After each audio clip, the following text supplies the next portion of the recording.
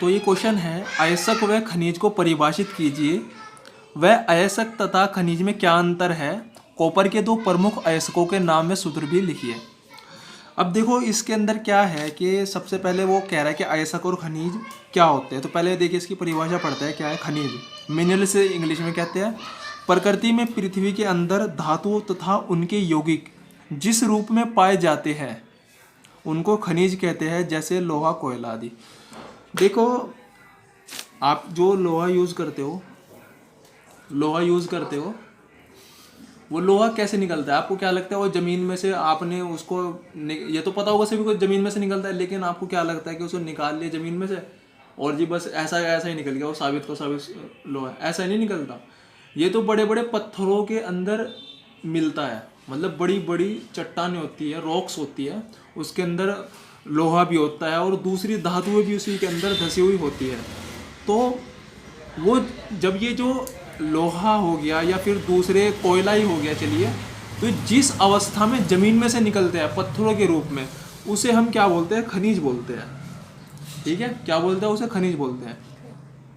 उसके बाद अब देखिए अयस्क। जिस खनिज में से किसी धातु को प्रचुर मात्रा में कम व्यय पर आसानी से प्राप्त किया जा सके उस खनिज को उस विशिष्ट धातु का अयस्क कहते हैं, जैसे बॉक्साइट। अब देखिए ये मेन चीज़ है समझने की, अयस्क। इसका मतलब क्या है? देखो समझो इसे। देखो ये है हमारा, मैंने कहा ये पत्थर ज़मीन में से निकला है हमें, ठीक है, और इसके अंदर कुछ मात्रा में लोहा है, जैसे कि ये मैंने जो छोटे छोटे गोले बना रहा हूँ ये लोहा है, खनिज है।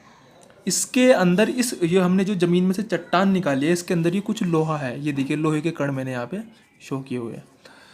अब देखो क्या है, एक तो खनिज हमारा ये निकला है, एक टुकड़ा तो ये निकला है, और एक दूसरा ज़मीन में से हमारा ये टुकड़ा मान के चलो एक ये निकला है दूसरा, और इसमें जो है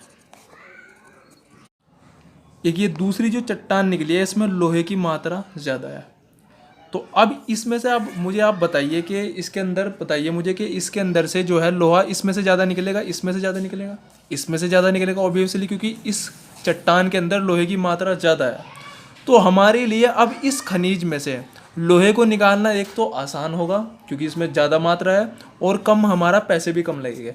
तो हम इसलिए हम इस वाले पत्थर को, इसको हम क्या बोलेंगे? अयस्क बोलेंगे। क्या बोलेंगे? अयस्क। जिसमें से हम कम पैसों में और कम मेहनत में ज़्यादा लोहा प्राप्त कर सकते हैं, तो उसे हम क्या बोलेंगे? अयस्क। देखो इससे क्या पता चलता है ये अयस्क नहीं होने का, ये अयस्क हो जाएगा। ये क्यों नहीं होने का? क्योंकि इसमें से देखो लोहा जो निकलेगा ना वो बहुत मुश्किल में निकलेगा और बहुत कम मात्रा में निकलेगा।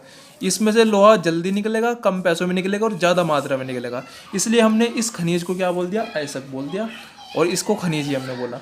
तो एक तरह से हम क्या बोल सकते हैं, जो सभी अयस्क जो होते हैं वो क्या होते हैं? खनिज होते हैं, बट सभी खनिज अयस्क नहीं होते। अब देखो ये भी खनिज, ये भी खनिज। अब ये वाला खनिज तो अयस्क हो गया, बट क्या ये वाला खनिज अयस्क हुआ? नहीं हुआ।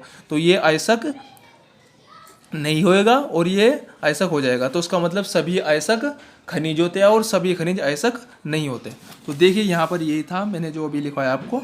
आसानी, जिस खनिज में से किसी धातु को प्रचुर मात्रा में कम व्यय पर आसानी से प्राप्त किया जा सके उस खनिज को उस विशेष धातु का अयस्क कहते हैं। अब देखो एग्जाम्पल के तौर पे बॉक्साइट, ये जो बॉक्साइट है ये एल्यूमिनियम का अयस्क है। क्या है ये? एल्यूमिनियम का अयस्क। इस बॉक्साइट में से हम एल्यूमिनियम को निकालते हैं, ठीक। अच्छा देखो ये खनिज और अयस्क में अंतर जो मैंने अभी आपको बताया था, क्या अंतर होता है? सभी अयस्क खनिज होते हैं परंतु सभी खनिज अयस्क नहीं होते। ये मैंने आपको जो समझा दिया। अब देखिए उसके बाद ही क्या कह रहा था, कॉपर के दो प्रमुख अयस्कों के नाम में सूत्र।